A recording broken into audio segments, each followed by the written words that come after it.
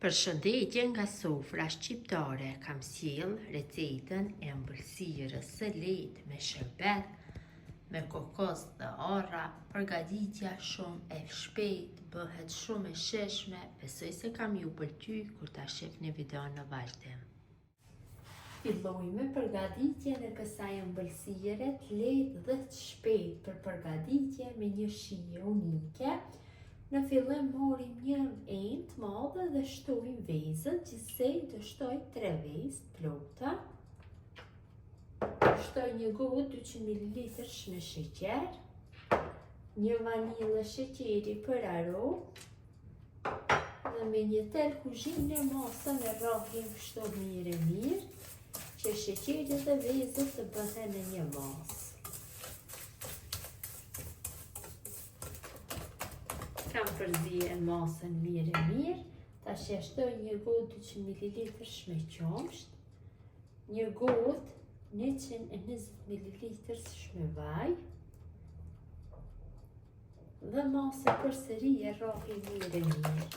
Si që vëreni, përgatitja nuk ju merr shumë kohë, ideale kur keni disa herë, e përgatitni shumë lehtë, shpejt. Tash koha të shton shumë kjo ëmbëlsirë. Kam përzije masën mirë. Tash shtoj millin. Mill gjithsej të shtoj 15 lugë gjelle. Qofse nevojitet më shumë, do e shtoni një lugë më shumë apo 2. Kjo luga e 6. Dhe kështu në këtë mënyrë i shtojna gjithë lugët me mill.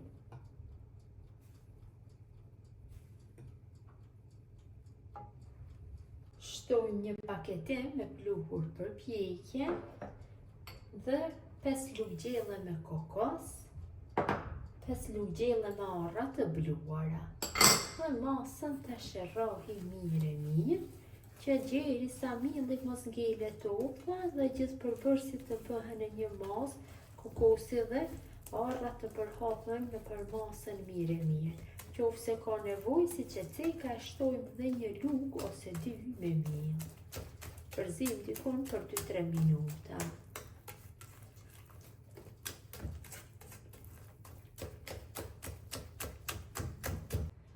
Tash brumin e kalojna në tavën për pjekje, e kam lyer me vaj, unë kam zgjedh kështu një furnë drejtkançe, që t'jetë më mirë kur të bëhet prerja, kur servohen dalin gjithë pjesë të ëmbëlsirës të njëjta.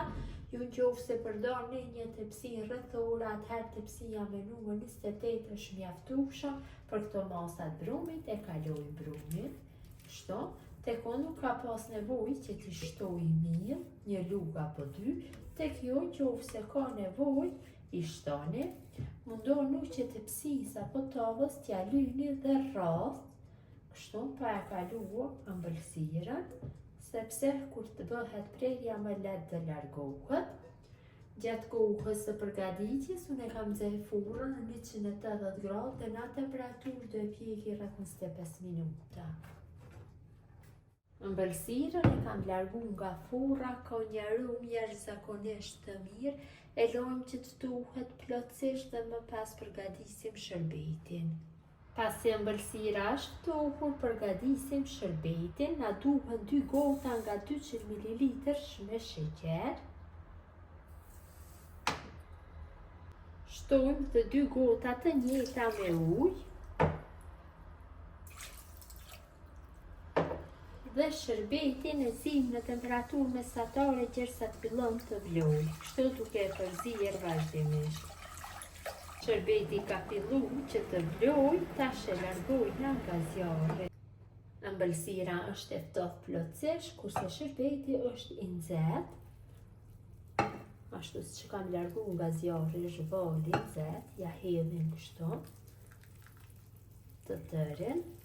E merr me një herë, e vëreni dhe vet, e lojmë kështu që ta merr shërbetin dhe të ftohet.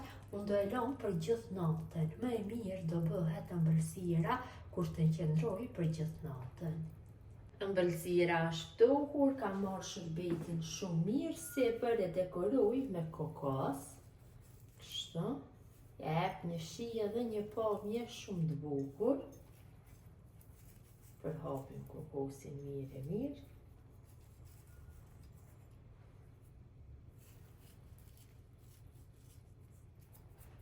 Mjaftueshëm është. Tash marrim një thikë dhe e prejmë. Unë do e prej në forma katrore që ta kem më lehtë kur të bëhet servimi dhe do dalin gjithë copsat e njëjta.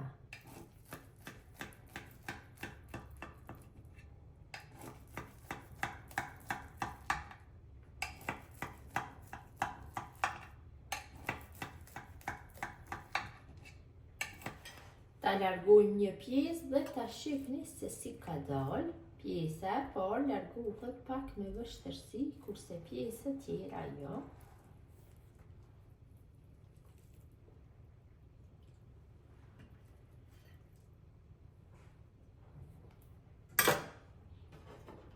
Ja dhe si duket, ëmbëlsira me kokoz dhe arra. Gjithë ju që përgatisni në këtë mënyrë ëmbëlsirë të lehtë me kokoz dhe arra, ju bëft mirë.